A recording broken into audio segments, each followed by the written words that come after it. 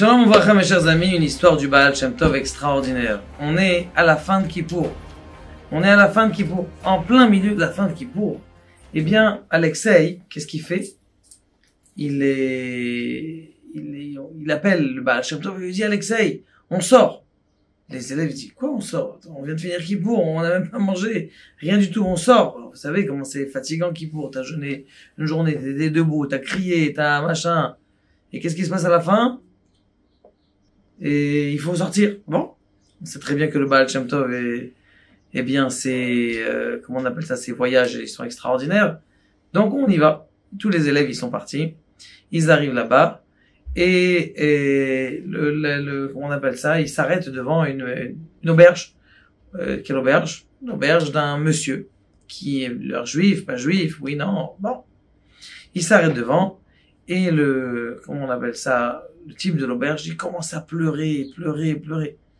Tu dis, le Baal Shem Tov dit: qu'est-ce que t'as? Pourquoi est-ce que tu pleures? Rabbi, je sais que j'ai fait une grande faute et tout ça. Tous les élèves, ils sont à côté. Il dit: dis-nous, c'est quoi ta faute? Il dit: regardez, je vais vous expliquer. J'étais la veille de Yom Kippour. Et comme vous le savez, je fais le Yom Kippour, je fais comment on appelle ça, dans une ville à côté, puisque ici, j'ai pas de minyan. Et donc, j'avais décidé de partir bien avant Shabbat. Et juste un petit peu avant de partir, je dis: tiens, j'ai oublié de fermer la porte du bar. Donc, vite, je suis parti au bar pour fermer. Maintenant, je dis: bon, je vais prendre un petit verre. J'ai commencé à prendre un petit verre. Il y a un type qui rentre. Il me dit: un petit verre, s'il te plaît. Il y a un petit verre. Je lui d'abri, tout de suite après, 3e, 4e, 5e. J'ai dit: il me reste 1 heure pour arriver, je ferme. Je peux pas faire la fermer. Il y avait jamais autant de monde que ce jour-là. Qu'est-ce que je peux faire? Je pouvais rien faire. Je pouvais pas fermer. Je sors pour prendre la calèche, je ferme, je vois que je peux pas voyager. Maintenant, je vais transgresser le jour de Kippour. Je sais que c'est très grave de transgresser le jour de Kippour. J'ai dit: bon, je vais faire Kippour ici.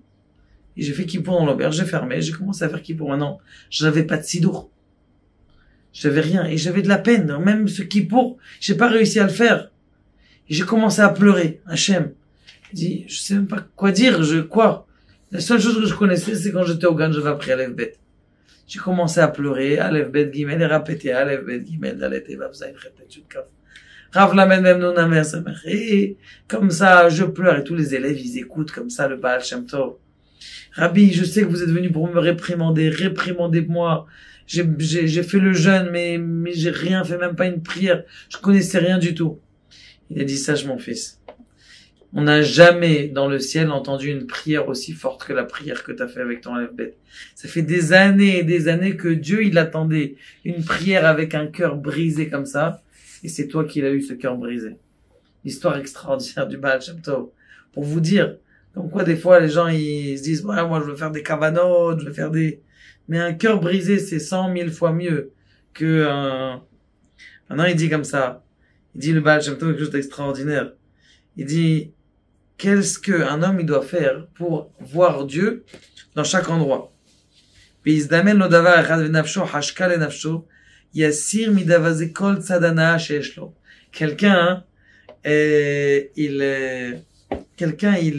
il a envie de connaître Dieu dans chaque chose. Comment est-ce qu'il doit faire? Ce qu'il doit faire, c'est d'abord enlever le profit qu'il a. Je me dis: bon, je vais prendre des matzot, je vais faire des belles choses. Je vais acheter un beau seder de Pessah. Je vais acheter un beau cos de Kiddush. Enlève ton profit de ce cos de Kiddush. Essaye de l'enlever. Et tu dis: maintenant je vais faire que pour Dieu. Et quand tu vas le faire que pour Dieu, tu vas voir que la mitzvah que tu vas faire, elle va prendre une propulsion extraordinaire. Je vais acheter du vin à l'Ichvot Pessah. Déjà, essaye d'enlever le profit de ce vin. Tu enlèves, dis: je fais pas pour moi. Je fais pour Akadosh Baruch Hu. Même si tu le dis, à la fin, tu vas voir que dans le ciel, tu vas voir que le vin que tu as bu, même si c'était un vin que t'es cher et que tu as fait pour ta propre anaa, tu fais que dans ta tête, tu as eu cette petite pensée de dire: je vais faire cette anaa pour Dieu, mais j'enlève de moi ce profit-là. Eh bien, Kadosh Baruch Hu, il va accepter cette bouteille de vin comme une bouteille de vin qui est Kadosh. Baruch Adonai, l'Olam.